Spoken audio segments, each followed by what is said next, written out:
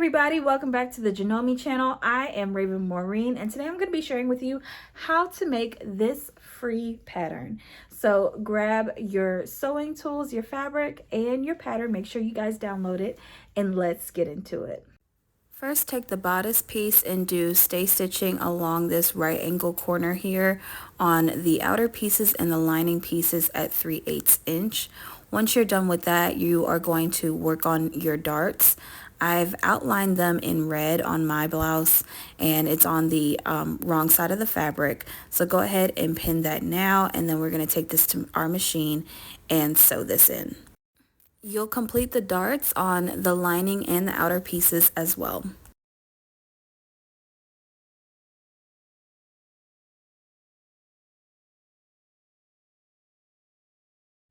When sewing darts, remember not to backstitch at the point of the dart. You can backstitch at the beginning if you like. I usually like to let the stitch run out at the very end, and it'll kind of knot up or link up the thread and create kind of a knot on its own. So after you sew down your darts, make sure you press them facing down or facing towards the bottom hem of your blouse. So now taking your back pattern pieces, we're going to put these right sides together with the straight edge going down the center front, because that's where your zipper will go. So placing your back pattern pieces right sides together, you're going to place them on top of your front pattern piece, and you are going to sew this at 1/2 inch at the shoulders here.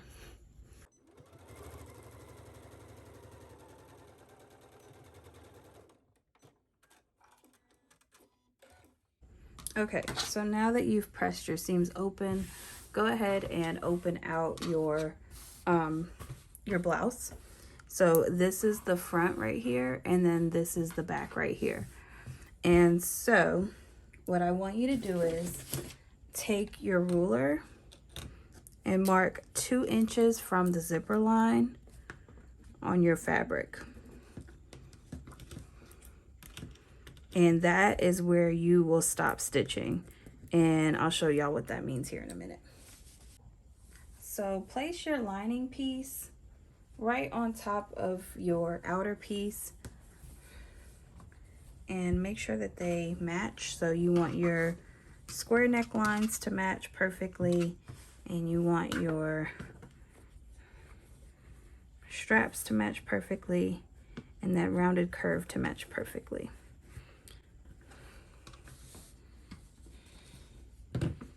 And you are going to pin from this red line that we made on both the lining and the outer pieces all the way around the neckline, down the other side of the straps, and all the way to the other red marking that we made.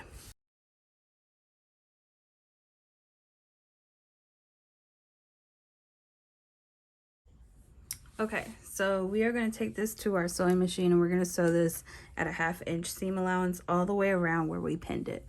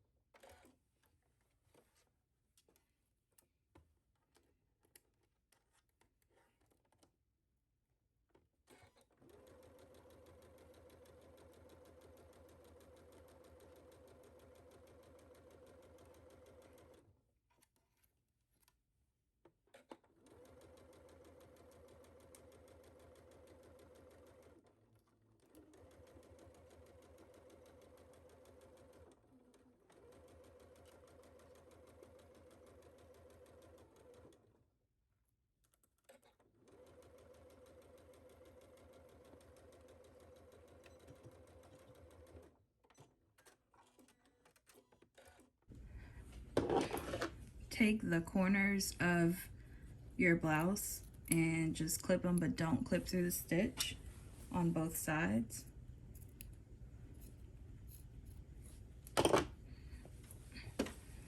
And then we're gonna understitch this. So go ahead and open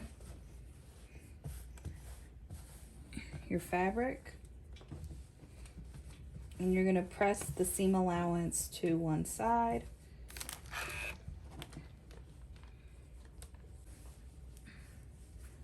I pressed it to this side, which means that we're gonna understitch all the way on the side that you have pressed the seam towards, all the way around.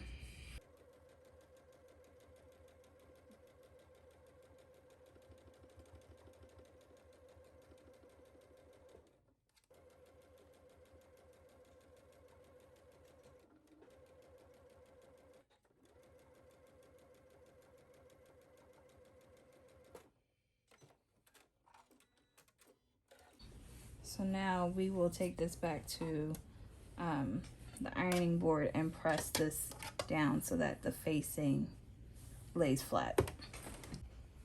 Okay, and this is what it should look like once you've pressed it to one side. If you want to, you can add a little tag or something like that. But now we're actually gonna work on our armholes. So we're gonna open this back up.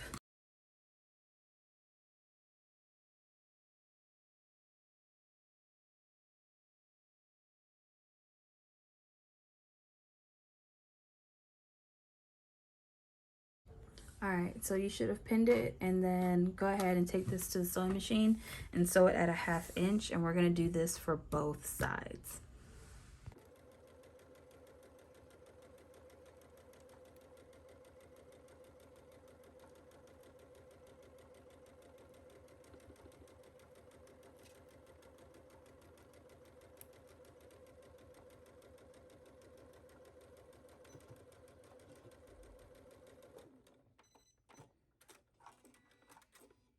And go ahead and give this some notches. Again, do not puncture through the stitches, but you just want to make this easy enough for your arm to have movement when you're wearing it out and about. Okay, so now that we've clipped in to the seam allowance and whatnot, we've got to turn it right side out. So you're literally going to take your fingers and pull the strap out as best as you can. I kind of like to fold it a little bit as it keeps coming out, because then it allows like a little piece for me to pull out like this, and then keep pulling it out.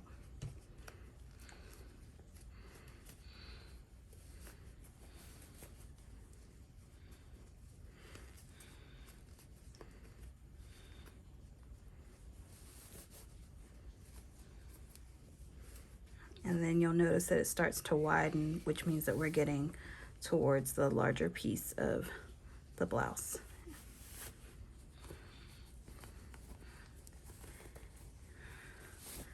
Okay, perfect. Perfect, perfect, perfect. All right, so go back to your iron and give this a really good press. Okay, so your armholes are now closed up. I gave it a good press, and then I also understitched about this much, which is like 2.5 inches on the underside, or the, the lining part, on each of these curves here. Just like how we did earlier around the entire neckline, but again, you're only gonna go about 2.5 to 3 inches up. Because that's honestly as far as your machine will really let you go without it getting kind of sticky there with your narrow straps. All right, so now we are going to close up the sides. Okay, so what we're going to do is open up this side and open up this side. And on one continuous stitch, we're going to pin and sew right there.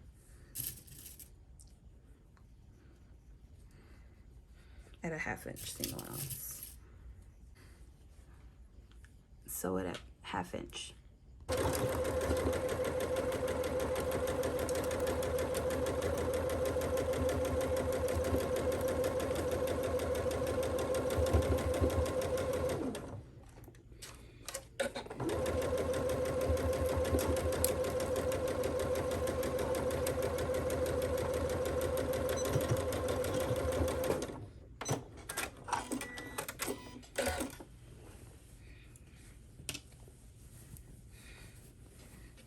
So now you've got a nice armhole.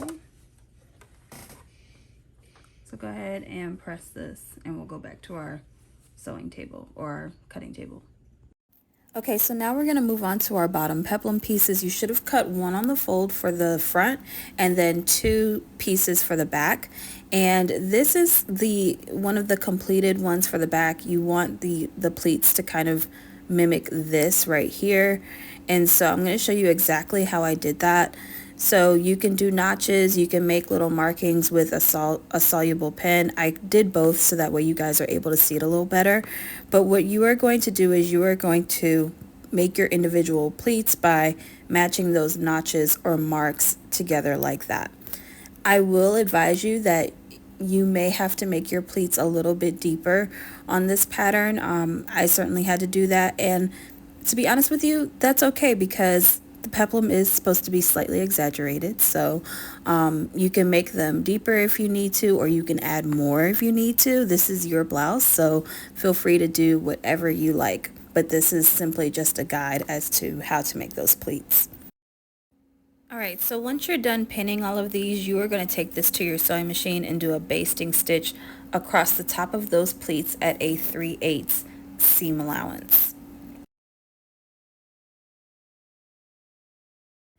As a reminder, the front peplum piece should have been cut on the fold, and you can press that crease out, but you want to make sure that the pleats are meeting towards the center front of your peplum. So you'll pin them the same way and then do a basting stitch, and then this is what it should look like. Now we're going to add in our sides of the peplum, so make sure that you have the slanted sides for the sides and that the straight edges are on the center or center back seam right there, because that's where your zipper is going to go. So back to these again, you want them to be slanted, and because that'll give you kind of almost like that full circle skirt type waistband or waistline. And then we're going to take this to our machine and sew it at a 1/2 inch seam allowance.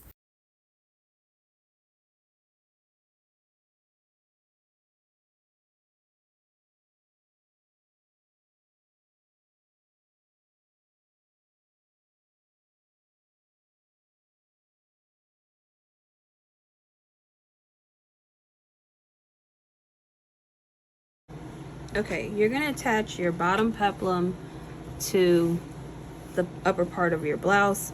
So go ahead and open your lining up so that way you just have a single layer here, and put this right sides together, matching up your side seams to your ends.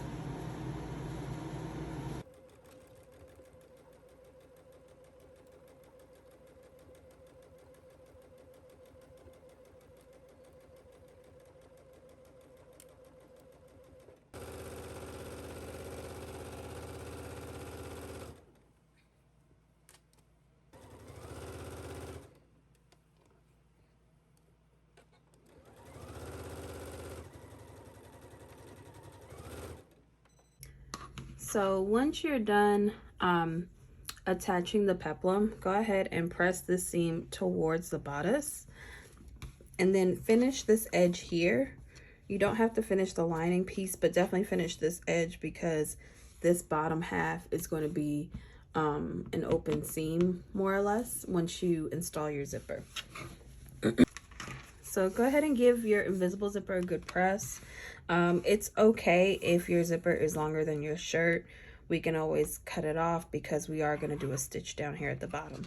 The most important thing though is that if you do give it a good press, just make sure that the teeth and the tape are nice and straight. Unzip it, and then you're going to fold it open just like how you saw me do, and your teeth are going to be on the left side.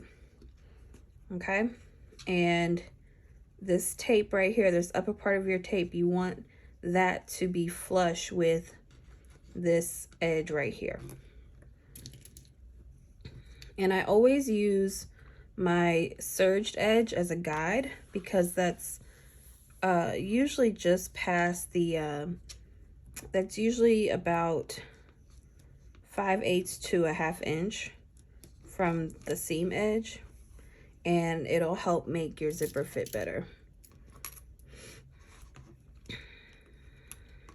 Okay, and then what I always do is, you can see that the teeth will be on the right side if you just kind of do that little test right there. So that's how you know you're kind of headed in the right direction. So go ahead, stitch down your zipper, do a basting stitch, and we'll come back to our table. One thing I did forget to mention, you can pretty much make a little marking for yourself at 4 inches from the bottom to stop the tape or stop the zipper. And so we are going to do the zipper install on the other side now. I still haven't done the official stitch on this side. This is still a basting stitch. So I just like to zip it up and zip it back down to make sure that the tape actually can go up and down. And then I do the same step. I turn it over just like this, making sure the zigzag matches that top edge of the blouse right there. So I've got my invisible foot, or my invisible zipper foot attached.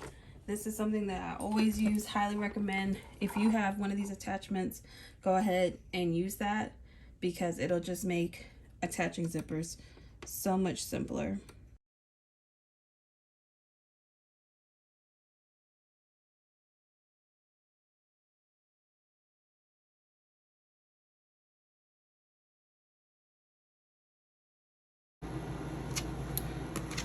All right, so we have a really good zipper right here,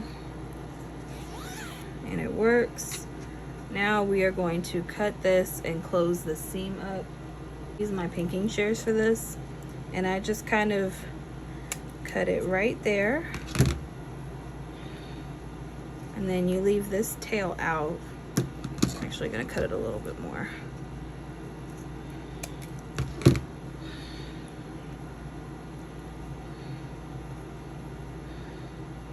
And then put some pins right here. And what you can do, I've seen different ways. I usually put like a buttonhole right in here, just like that, to kind of make a stopper. I've seen people put bias tape. Whatever you would like to do, you can do that right there. I've even seen people cut that and kind of fold it up into like a nice little triangle shape. That's always an option. But we're gonna take our regular zipper foot and do a stitch right here.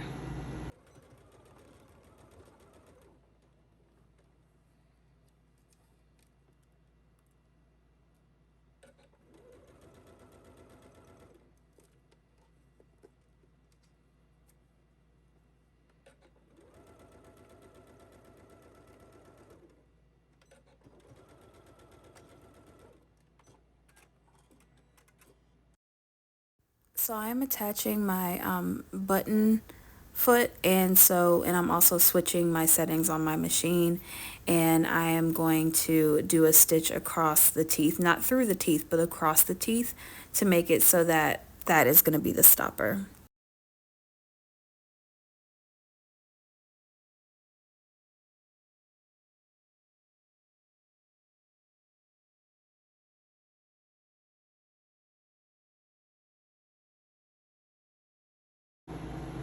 All right, so now we're going to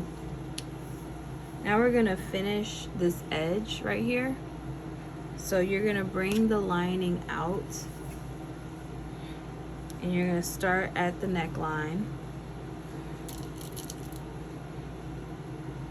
Put a couple of pins at the neckline here.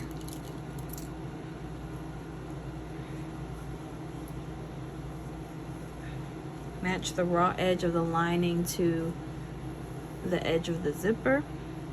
And it's gonna cover itself, but obviously on the outside you'll see the teeth. That way you can zip it up. And you'll just pin it down, matching up those seams.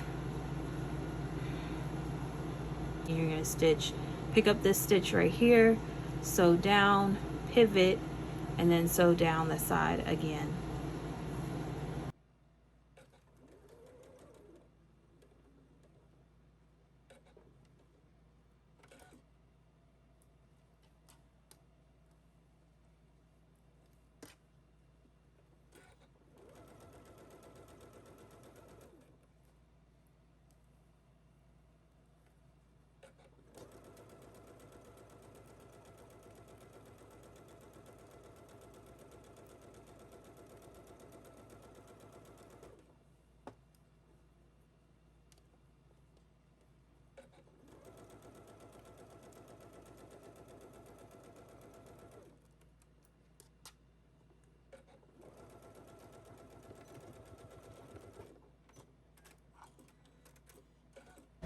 Take this corner where you started your stitch at the top of the neckline and down, and don't cut through the stitch and don't cut through the teeth, but just give that corner just a little bit of a trim. That way when you turn it right side out, it'll have a much better sharp edge. It'll look really nice and crisp. All right, and then we're gonna take this to our iron and press this. So your last step is closing your lining. So you can take this to your iron or wherever and tuck the seam allowance in, making sure that it lines up with the stitch line of the peplum, and press it and slip stitch it all the way around your bodice.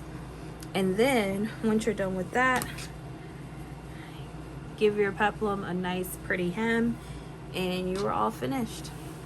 Thank you guys so much for watching. Now, if you like this video, don't forget to watch more videos on this channel, and you can follow me at Raven Maureen on my channel as well. See you guys next time. Bye.